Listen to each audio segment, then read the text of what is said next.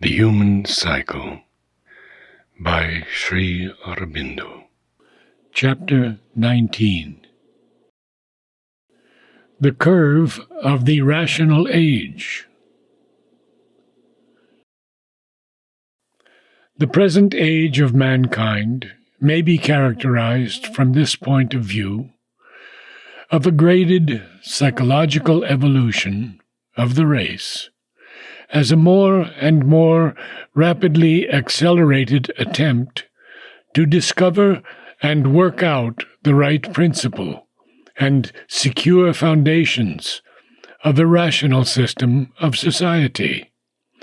It has been an age of progress, but progress is of two kinds: adaptive, with a secure basis in an unalterable social principle, and constant change only in the circumstances and machinery of its application to suit fresh ideas and fresh needs, or else radical, with no long secure basis, but instead a constant root questioning of the practical foundations and even the central principle of the established society.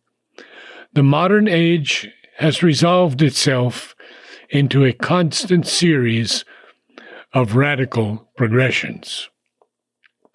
This series seems to follow always a typical course: first, a luminous seed time, and a period of enthusiastic effort and battle; next, a partial victory and achievement, and a brief era of possession; then disillusionment, and the birth of a new idea and endeavor.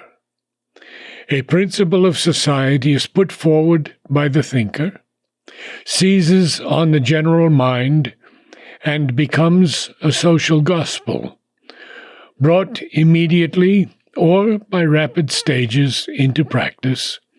It dethrones the preceding principle and takes its place as the foundation of the community's social or political life. This victory won, men live for a time in the enthusiasm, or, when the enthusiasm sinks, in the habit of their great achievement. After a little, they begin to feel less at ease with the first results, and are moved to adapt, to alter constantly, to develop more or less restlessly the new system, for it is the very nature of the reason to observe, to be open to novel ideas, to respond quickly to new needs and possibilities, and not to repose always in the unquestioning acceptance of every habit and old association. Still, men do not yet think of questioning their social principle, or imagine that it will ever need alteration, but are intent only to perfect its forms and make its application more thorough, its execution more sincere and effective. A time, however, arrives when the reason becomes dissatisfied, and sees that it is only erecting a mass of new conventions, and that there has been no satisfying change. There has been a shifting of stresses, but the society is not appreciably nearer to perfection. The opposition of the few thinkers who have already, perhaps almost from the first, started to question the sufficiency of the social principle, makes itself felt and is accepted by increasing numbers. There is a movement of revolt, and the society starts on the familiar round to a new radical progression, a new revolution, the reign of a more advanced social principle. This process has to continue until the reason can find a principle of society, or else a combination and adjustment of several principles which will satisfy it. The question is whether it will ever be satisfied or can ever rest from questioning the foundation of established things, unless indeed it sinks back into a sleep of tradition and convention, or else goes forward by a great awakening to the reign of a higher spirit than its own, and opens into a supra-rational or spiritual age of mankind. If we may judge from the modern movement, the progress of the reason as a social renovator and creator, if not interrupted in its course, would be destined to pass through three successive stages, which are the very logic of its growth.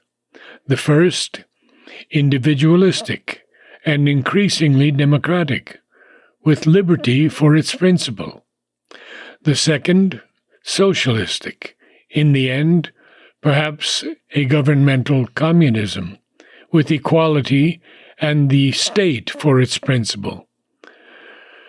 The third, if that ever gets beyond the stage of theory, anarchistic, in the higher sense of that much abused word, either a loose, voluntary cooperation or a free communalism with brotherhood or comradeship and not government for its principle.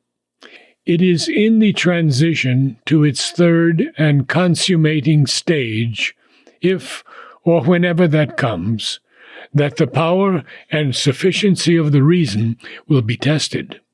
It will then be seen whether the reason can really be the master of our nature, solve the problems of our interrelated and conflicting egoisms, and bring about within itself a perfect principle of society, or must give way to a higher guide. For till this third stage has its trial, it is force that in the last resort really governs. Reason only gives to force the plan of its action and a system to administer. We have already seen that it is individualism which opens the way to the age of reason, and that individualism gets its impulse and its chance of development because it follows upon an age of dominant conventionalism. It is not that in the pre-individualistic, pre-rational ages there were no thinkers upon society and the communal life of man, but they did not think in the characteristic method of the logical reason, critical, all-observing, all-questioning, and did not proceed on the constructive side by the carefully mechanizing methods of the highly rationalized intelligence, when it passes from the reasoned perception of a truth to the endeavor after its pure, perfect, and universal orderly application. Their thought and their building of life were much less logical than spontaneously intelligent, organic, and intuitive.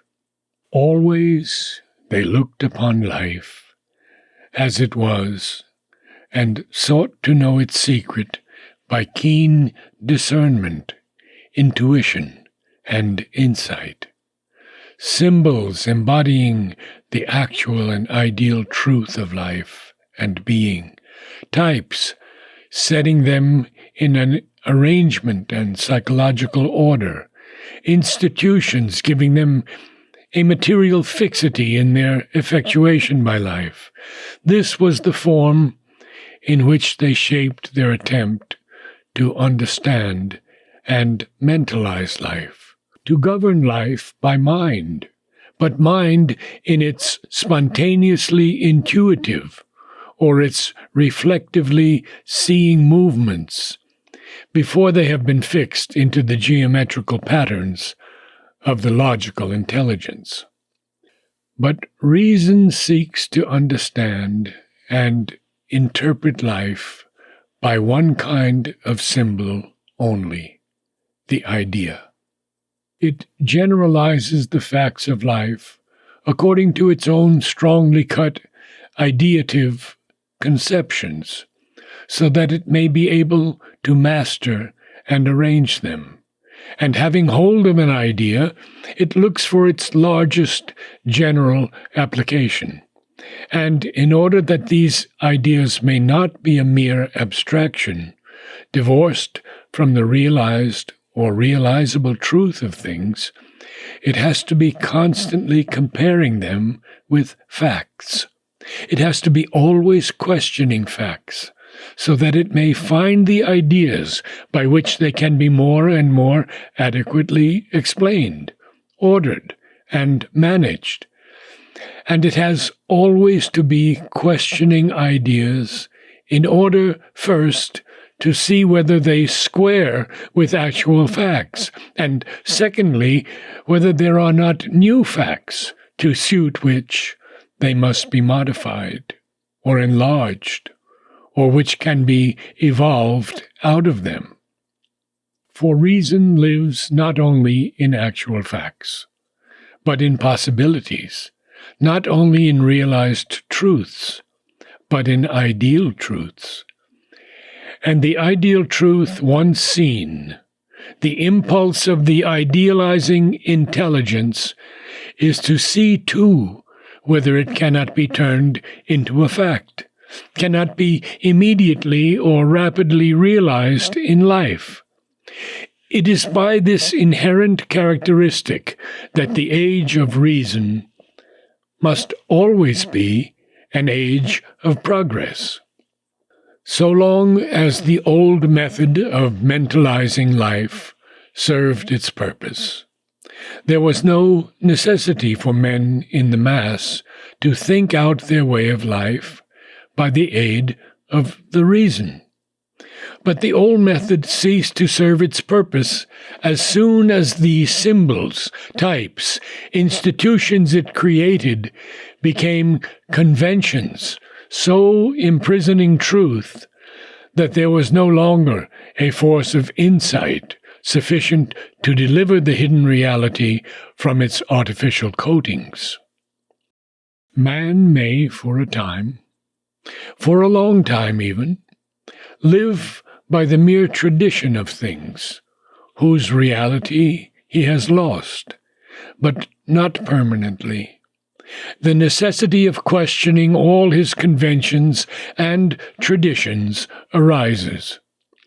And by that necessity, reason gets her first real chance of an entire self-development. Reason can accept no tradition merely for the sake of its antiquity or its past greatness. It has to ask first whether the tradition contains at all any still living truth, and secondly, whether it contains the best truth available to man for the government of his life. Reason can accept no convention merely because men are agreed upon it. It has to ask whether they are right in their agreement, whether it is not an inert and false acquiescence. Reason cannot accept any institution merely because it serves some purpose of life. It has to ask whether there are not greater and better purposes which can be best served by new institutions.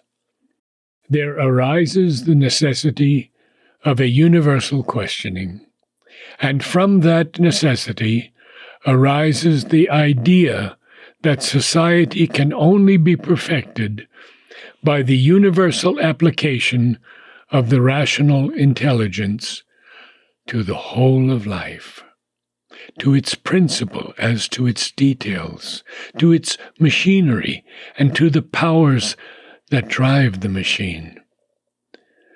The reason which is to be universally applied cannot be the reason of a ruling class, for in the present imperfection of the human race, that always means, in practice, the fettering and misapplication of reason, degraded into a servant of power to maintain the privileges of the ruling class and justify the existing order.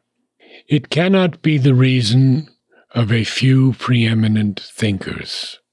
For if the mass is infrarational, the application of their ideas becomes in practice disfigured, ineffective, incomplete, speedily altered into mere form and convention. It must be the reason of each and all, seeking for a basis of agreement. Hence arises the principle of individualistic democracy, that the reason and will of every individual in the society must be allowed to count equally with the reason and will of every other in determining its government, in selecting the essential basis, and in arranging the detailed ordering of the common life. This must be, not because the reason of one man is as good as the reason of any other, but because otherwise we get back inevitably to the rule of a predominant class, which, however modified, by being obliged to consider to some extent the opinion of the ruled, must exhibit always the irrational vice of reason subordinated to the purposes of power, and not flexibly used for its own proper and ideal ends. Secondly, each individual must be allowed to govern his life according to the dictates of his own reason and will, so far as that can be done without impinging on the same right in others. This is a necessary corollary of the primary principle on which the age of reason founds its initial movement. It is sufficient for the first purposes of the rational age that each man should be supposed to have sufficient intelligence to understand views which are presented and explained to him, to consider the opinions of his fellows, and to form, in consultation with them, his own judgment. His individual judgment so formed, and by one device or another made effective, is the share he contributes to the building of the total common judgment by which society must be ruled.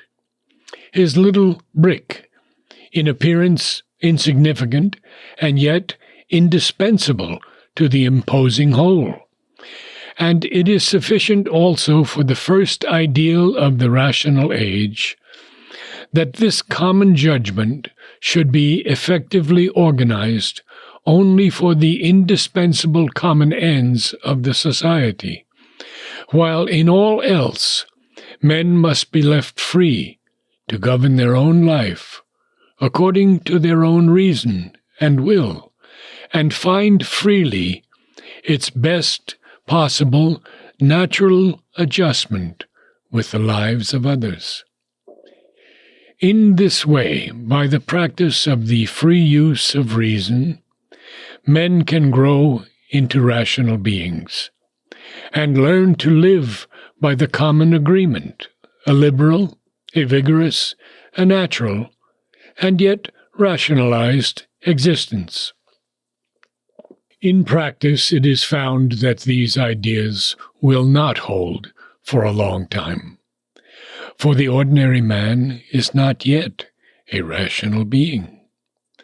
Emerging from a long infrarational past, he is naturally able to form a reasonable judgment, but thinks either according to his own interests, impulses, and prejudices, or else according to the ideas of others, more active in intelligence or swift in action, who are able, by some means, to establish an influence over his mind. Secondly, he does not yet use his reason in order to come to an agreement with his fellows, but rather to enforce his own opinions by struggle and conflict with the opinions of others. Exceptionally, he may utilize his reason for the pursuit of truth, but normally it serves for the justification of his impulses, prejudices, and interests. And it is these that determine, or at least quite discolor and disfigure his ideals, even when he has learned at all to have ideals. Finally, he does not use his freedom to arrive at a rational adjustment of his life with the life of others. His natural tendency is to enforce the aims of his life, even at the expense of, or, as it is euphemistically put, in competition with the life of others. There comes thus to be a wide gulf between the ideal and the first results of its practice.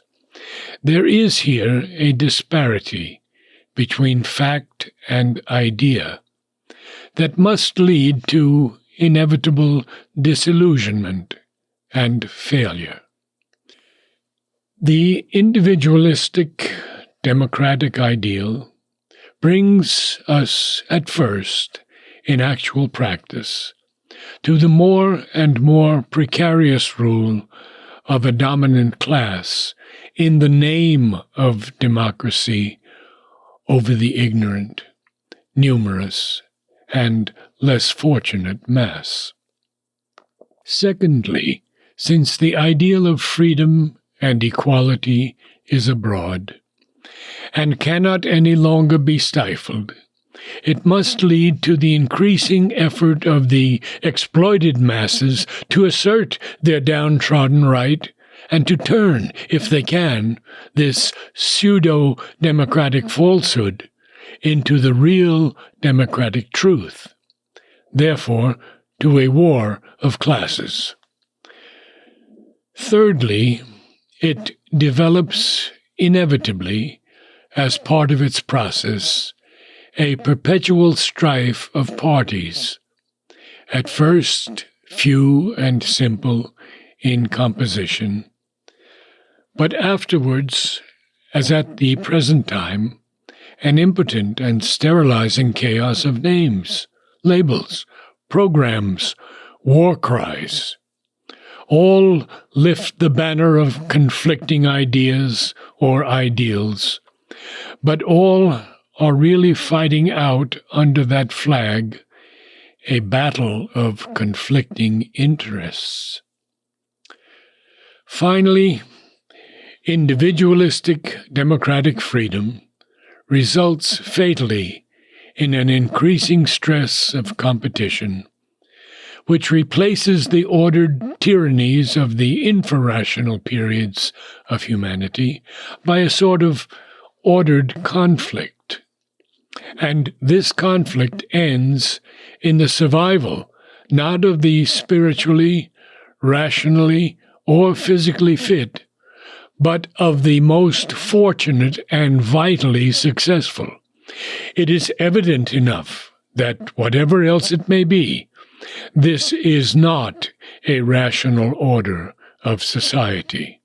It is not at all the perfection which the individualistic reason of man had contemplated as its ideal, or set out to accomplish.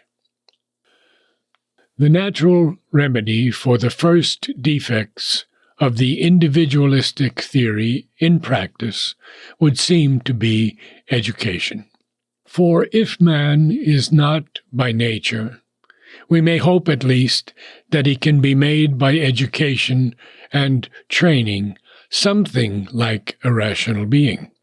Universal education, therefore, is the inevitable second step of the democratic movement in its attempt to rationalize human society.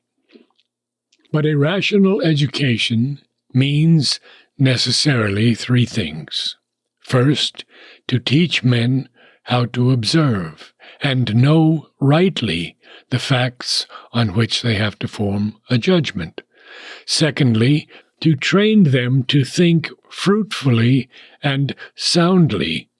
Thirdly, to fit them to use their knowledge and their thought effectively for their own and the common good. Capacity of observation and knowledge, capacity of intelligence and judgment, capacity of action and high character are required for the citizenship of a rational order of society. A general deficiency in any of these difficult requisites is a sure source of failure. Unfortunately, even if we suppose that any training made available to the millions can ever be of this rare character, the actual education given in the most advanced countries has not had the least relation to these necessities. And just as the first defects and failures of democracy have given occasion to the enemy to blaspheme and to vaunt the superiority or even the quite imaginary perfection of the ideal past, so also the first defects of its great remedy, education, have led many superior minds to deny the efficacy of education and its power to transform the human mind, and driven them to condemn the democratic ideal as an exploded fiction. Democracy and its panacea of education and freedom have certainly done something for the race. To begin with, the people are, for the first time in the historical period of history, erect, active, and alive, and where there is life, there is always a hope of better things. Again, some kind of knowledge, and with it some kind of active intelligence based on knowledge and strengthened by the habit of being called on to judge and decide between conflicting issues and opinions in all sorts of matters, have been much more generalized than was formerly possible. Men are being progressively trained to use their minds, to apply intelligence to life, and that is a great gain. If they have not yet learned to think for themselves, or to think soundly, clearly, and rightly, they are at least more able now to choose with some kind of initial intelligence. However imperfect as yet it may be, the thought they shall accept, and the rule they shall follow.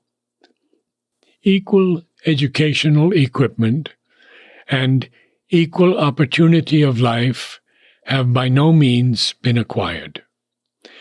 But there is a much greater equalization than was at all possible in former states of society. But here a new and enormous defect has revealed itself, which is proving fatal to the social idea which engendered it. For given even perfect equality of educational and other opportunity, and that does not yet really exist, and cannot in the individualistic state of society, to what purpose or in what manner is the opportunity likely to be used? Man, the half infrarational being, demands three things for his satisfaction: power, if he can have it, but at any rate, the use and reward of his faculties, and the enjoyment of his desires. In the old societies, the possibility of these could be secured by him to a certain extent according to his birth, his fixed status, and the use of his capacity within the limits of his hereditary status. That basis once removed, and no proper substitute provided, the same ends can only be secured by success in a scramble for the one power left, the power of wealth. Accordingly, instead of a harmoniously ordered society, there has been developed a huge, organized, competitive system, a frantically rapid and one-sided development of industrialism, and, under the garb of democracy, an increasing plutocratic tendency that shocks by its ostentatious grossness and the magnitudes of its gulfs and distances. These have been the last results of the individualistic ideal and its democratic machinery, the initial bankruptcies of the rational age.